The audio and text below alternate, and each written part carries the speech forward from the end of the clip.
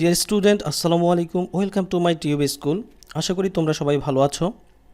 আজকে আমরা আলোচনা করব chapter 1 talking to people, lesson 1.3 formal and informal expression.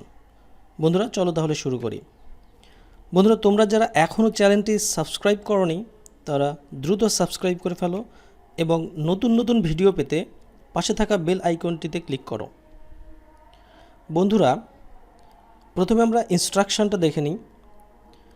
Read the following list of formal and informal expressions and discuss their meanings in groups.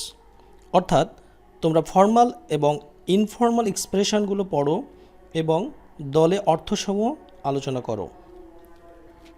বন্ধুরা আমরা প্রায়ই confused হয়ে যাই কোনটি ফর্মাল এক্সপ্রেশন আর কোনটা ইনফর্মাল এক্সপ্রেশন। আমরা একটা উদাহরণের মাধ্যমে দেখি। আমরা যদি শ্রেণীকক্ষে শিক্ষককে বলি ওপেন দ্য ডোর, দরজাটি খোলো, বন্ধুরা তাহলে এটা অনেকটা অভদ্রতামূলক হয়ে যায়। আবার যদি বন্ধুকে বলি would you open the door please, সেটাও খুব অসুন্দর হয়ে যায় এবং অনেকটা হাস্যকর হয়ে যায়। সুতরাং কোথায় ফর্মাল আর কোথায় ইনফর্মাল এক্সপ্রেশন ব্যবহার করতে হবে সেটা আগে জানতে হবে। তাহলে এবার আমরা জেনে নিই ফর্মাল অ্যান্ড ইনফর্মাল এক্সপ্রেশন কি।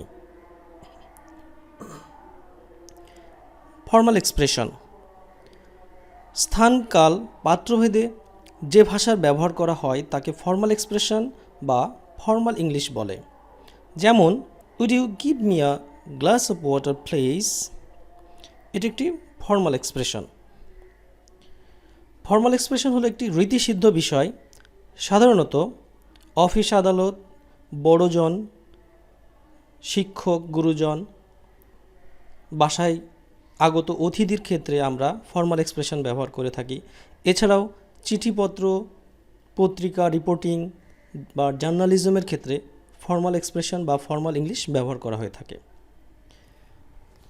ইনফর্মাল এক্সপ্রেশন, ইনফর্মাল এক্সপ্রেশনে রীতিসিদ্ধ কোনো বিষয় থাকে না, এখানে কোনো গদবাঁধা নিয়মকানুনও থাকে না।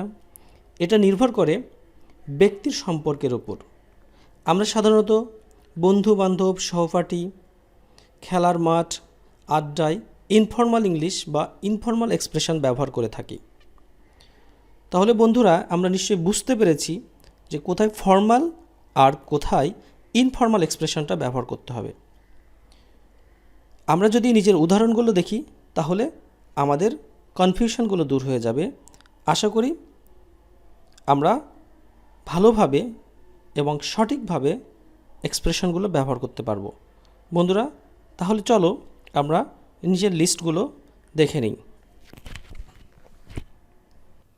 বন্ধুরা ফর্মাল এক্সপ্রেশনে তোমরা ঠিক এভাবে বলতে পারো হ্যালো, বাট ইনফর্মাল এক্সপ্রেশনে তোমাকে বলতে হবে হাই অর হেই। ফর্মাল এক্সপ্রেশনে তুমি বলতে পারো it's a pleasure to meet you, তোমার সাথে সাক্ষাৎ হয়ে ভালো লাগলো। ইনফর্মাল এক্সপ্রেশনে সেম কথাটা তুমি বলতে পারো nice to meet you.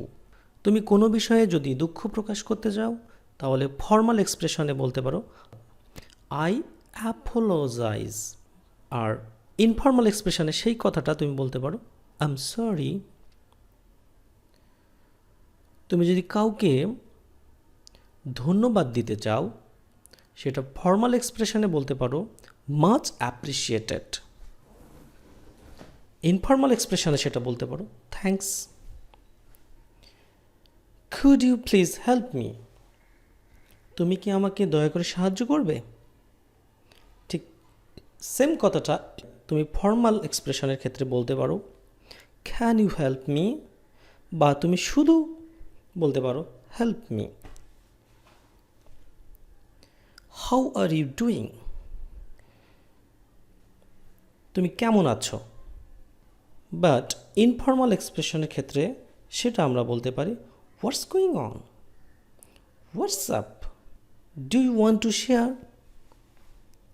Informal এক্সপ্রেশনের ক্ষেত্রে তুমি বলতে পারো want to share I am not able to attend, আমি উপস্থিত হতে পারবো না। ইনফর্মাল এক্সপ্রেশনের ক্ষেত্রে এটা বলতে পারো আই ক্যান্ট মেক ইট। বন্ধুরা, আমরা নিশ্চয়ই এখন বুঝতে পেরেছি যে কোনটা ফর্মাল এক্সপ্রেশন এবং কোনটা ইনফর্মাল এক্সপ্রেশন, এবং ফর্মাল এক্সপ্রেশনগুলো কোন কোন ক্ষেত্রে ব্যবহার করতে হয়, ইনফর্মাল এক্সপ্রেশনগুলো কোন কোন ক্ষেত্রে ব্যবহার করতে হয়। বন্ধুরা, ইংরেজিতে কথা বলতে পারাটা একটা আর্ট।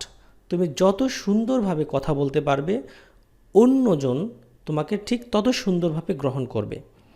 তাই সুন্দরভাবে কথা বলার জন্য এক্সপ্রেশনটা খুবই জরুরি। আশা করি আমরা এই পাঠের মাধ্যমে উপকৃত হতে পেরেছি।